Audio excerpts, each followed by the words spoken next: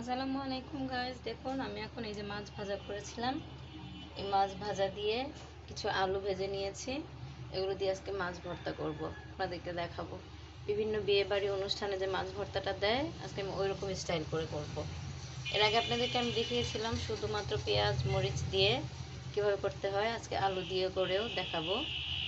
ওই অনুষ্ঠানের যে দেয় আমাদের এখানে কুমিল্লায় সব বিয়ের অনুষ্ঠানেই বা যে কোনো অকেশনে অনুষ্ঠানে মাছ ভর্তা একটা দেয়।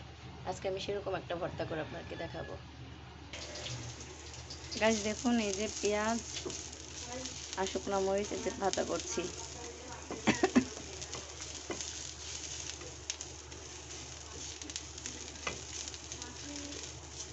এরপরে এগুলো দিয়ে সব কিছু দিয়ে মিক্সড করে এই যে মাছ ভেঙে আমরা মাখাবো, তারপরে ভর্তাটা দেখাবো।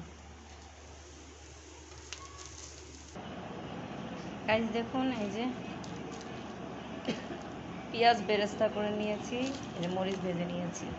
এখন এগুলো সব মাছ বাছা হয়ে গেছে, আলু ভাজা, এগুলো সব এখন চটকে নিব একসাথে।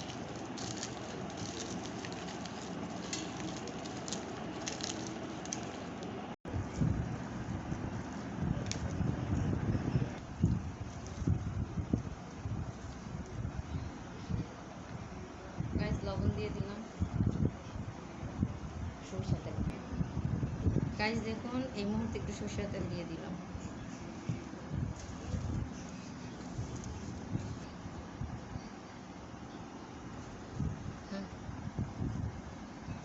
দেখুন হয়ে গেল আমার তেলাপিয়া মাছের ভর্তা। আল্লাহ হাফেজ।